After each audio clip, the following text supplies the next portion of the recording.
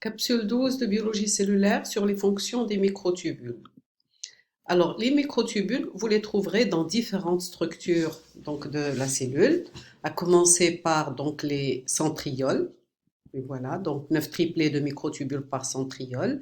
Les centrioles constituent le centrosome qui est le centre de la cellule. Deux centrioles perpendiculaires constituent le centrosome ou diplosome, qui est le centre organisateur des microtubules généraux, comme vous le voyez ici, et comme on en a déjà parlé dans la capsule 10 de biologie cellulaire, dans la série qui appartient à cette série de capsules de biologie cellulaire. Donc là, on trouve encore des microtubules. Ils assurent donc là le déplacement de molécules, d'accord, le trafic de vésicules, le trafic de molécules, le trafic d'organites. Vous trouverez encore les microtubules au niveau de l'axone des cellules nerveuses pour transmettre les neurotransmetteurs donc du corps cellulaire, ce sont les petits points verts, vers la terminaison nerveuse pour aller après vers la fente synaptique, vers le neurone suivant jusqu'à la cellule réceptrice, la cellule cible de ce neurotransmetteur. Donc ils permettent le déplacement des neurotransmetteurs au niveau de l'axone. On trouve toujours les microtubules au niveau de l'axe des cils et des flagelles pour soutenir le cil et le flagelle et pour donc former ces structures-là, cils et flagelles, dans l'axe des cils et des flagelles. Vous avez 9 doublés de microtubules avec un doublet central, d'accord, qui permet donc la formation et puis le mouvement des cils et des flagelles qu'on verra sur la dia suivante. On trouve aussi des microtubules dans la cellule qui assurent le déplacement de la cellule, la migration. Les cellules migratrices utilisent leurs microtubules qui polymérisent en avant, d'accord, pour former les pseudopodes ou filipodes, d'accord, ou des lamelles pour se déplacer. Et il y a une rétraction, donc il y a une dépolymérisation des microtubules en arrière pour permettre à la cellule d'avancer.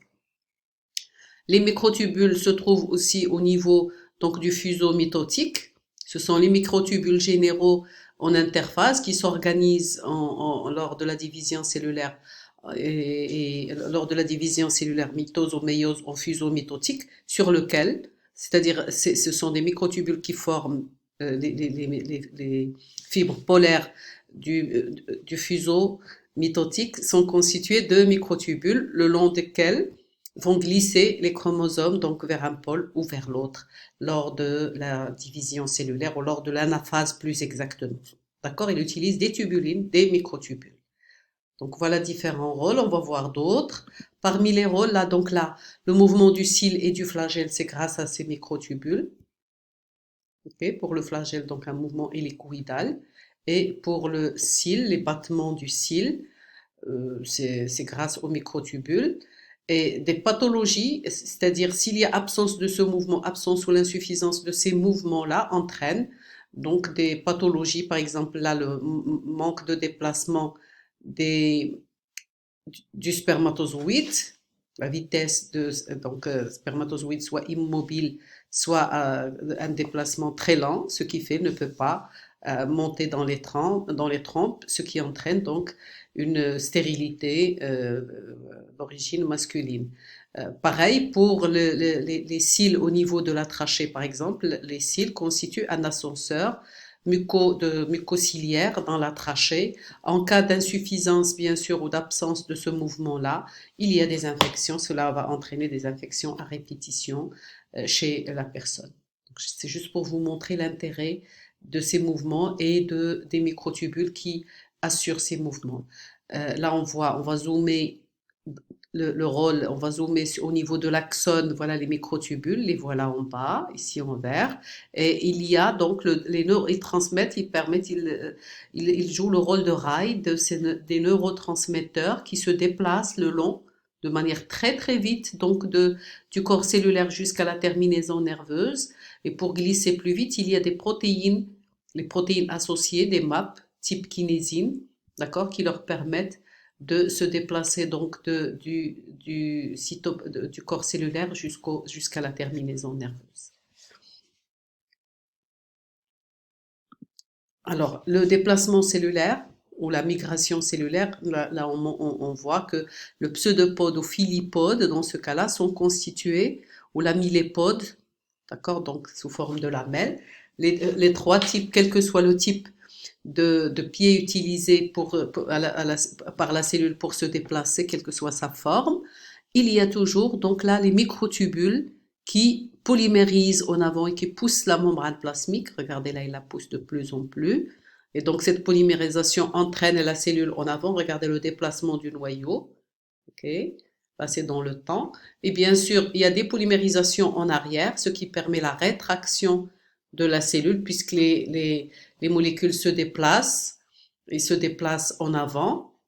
D'accord? Il y a un déplacement des molécules en avant. Regardez le noyau qui avance. Et donc la cellule se déplace grâce à cette polymérisation qui entraîne l'ensemble de la cellule cytoplasme, organite et noyau en avant.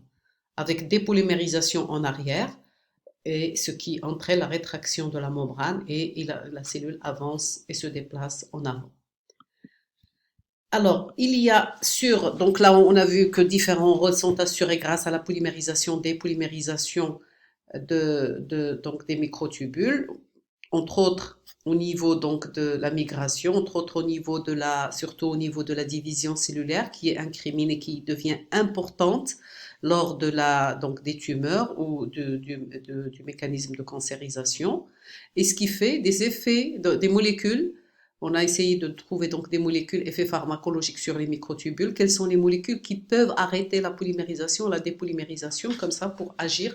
Ce sont des molécules utilisées en chimiothérapie telles que les alcaloïdes, la vinblastine, la vincristine, la podophyline ou la colchicine, qui sont des antimitotiques pour arrêter la division importante des cellules tumorales. Et donc, là, on va voir quel effet, par exemple, la colchicine, c'est un antimitotique, mais il se lie à la tubuline libre.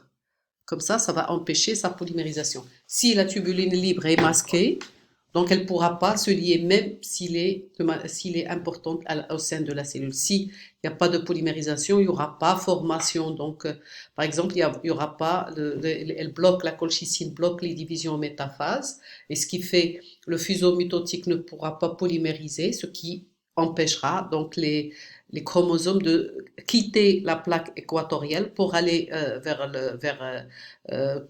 pour aller vers les deux pôles de la cellule, ce qui va empêcher la cytodiérèse et la cellule de se diviser. Alors, d'autres alcaloïdes, par exemple, sont des antimitotiques et chacun agit à sa manière. Par exemple, le Taxol, qui est extrait de l'IF, empêche, lui, la dépolymérisation du fuseau mitotique. C'est-à-dire, le fuseau est là, mais là, il il l'empêche de se déstabiliser. Et ce qui fait, bien sûr, il va pas y avoir, ça va arrêter la division et on n'obtiendra pas les deux cellules filles à la fin. La cytodiérèse ne va pas avoir lieu. Voilà comment il agit sur les différentes molécules pharmacologiques antimitotiques qui sont utilisées en chimiothérapie. Il se base sur ce mécanisme de polymérisation, dépolymérisation des microtubules. Voilà, je vous remercie. C'est la fin de cette capsule.